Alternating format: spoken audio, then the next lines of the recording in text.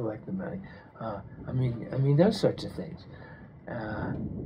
You know, you can't go and say, hey, we were doing a cleaning job, and you know, and say, well, you know, this should come under the house owner's insurance policy.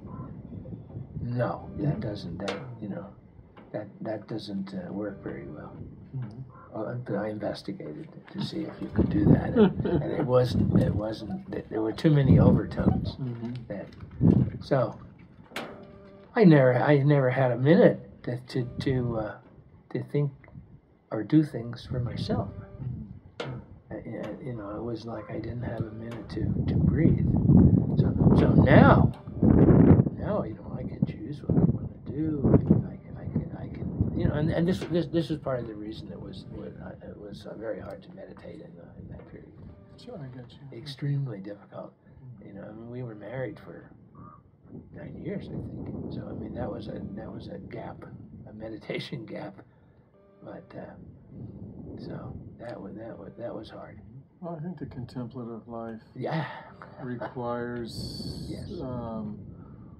You know, effort to rearrange your life to accommodate it, right?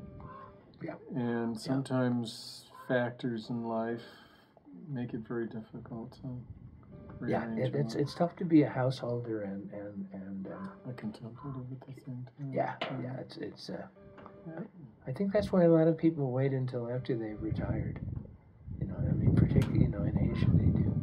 It's common, right? And if I don't even. How many people do that in the United States? You know, how many people they retire and they don't know what to do with themselves, particularly males. They live a couple of years and they die. They're not equipped to not work. But on the other hand, you know, I see a lot of people who, you know, did their, you know, at the age of 62 or 67 or 65, whatever, they retire, and then they don't know what to do with themselves, and some of them explore meditation. Sure. Oh, sure. But to me, the people who wait until they're in their 60s to start meditating usually don't become mystics.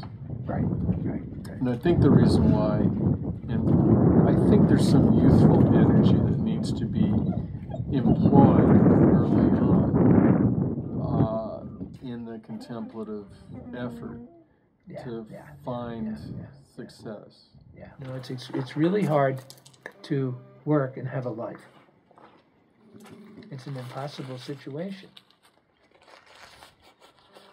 Well, and I think that's why most mystics in history were monks or mendicants who renounced, you know, the material life and to become a contemplative and a mystic.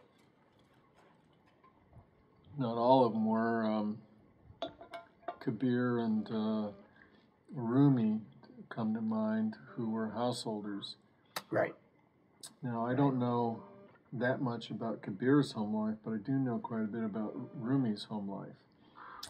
And the deal with Rumi was he inherited from his father a stipend that came from the Sultan to be the local educator. So, you know, his dad was a scholar, and when his dad supported the family and the extended family off of that stipend from the Sultan. And then when his father died, Rumi inherited that stipend, and he supported his family, including the extended family. And in fact, Rumi was a scholar and was unhappy with life, unhappy with the intellectual side of life, being a scholar. And it wasn't until Shams, his spiritual teacher, came along, who was a mendicant, who met Rumi, and I don't know how they met, but they met, you know, the Shams was just passing through. And Shams was able to inspire Rumi. Shams apparently is murdered by his family. And the reason why is because because Rumi had become such an ecstatic that they were afraid that the Sultan would cancel the stipend. So Shams was creating a scene. Yes, that would not be tolerated. No, because Rumi was the bread and butter for that family, and they couldn't afford to let that bread and butter go. Right.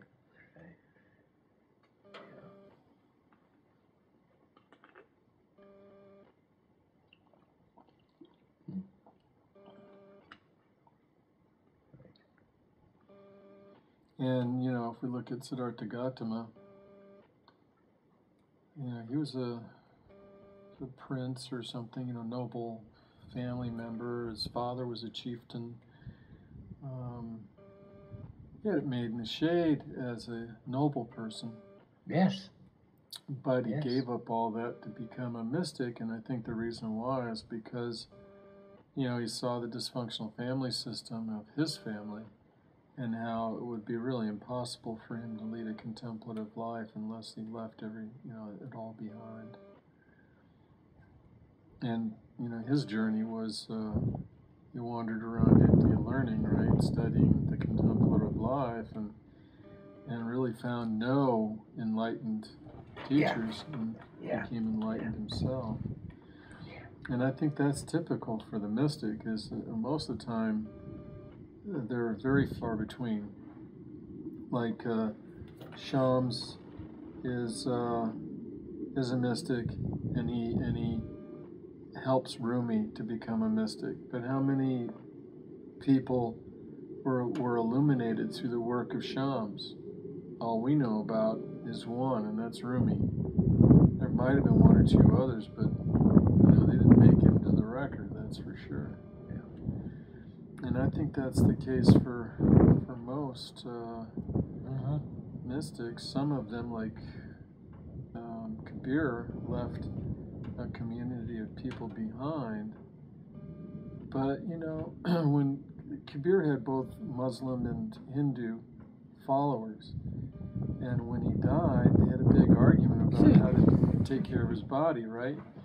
And to me, it's like, well, all those people that are arguing over his body clearly did not get Rumi's message, or Kabir's message. Because we are not the house. We're just a visitor in this house.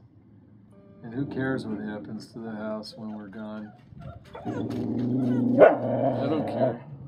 But it would be nice to have peace. Peace among the doggies. Come on, be good.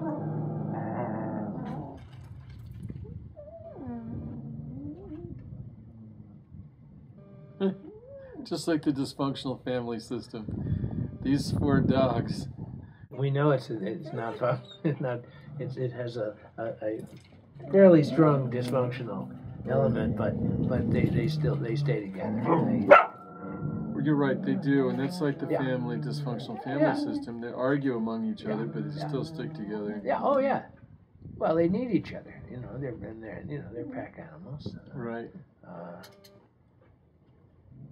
They don't. Just as humans are pack animals and need each other. They hated to be by themselves. They couldn't do it. Right. And I remember when there was a time when it was hard for me to do it, but I needed enough time to balance it all out. Well, I was the same way. When I was younger, I was torn. I did a lot of camping by myself, but I always came back to town for 2 reasons. I was lonely and I was hungry.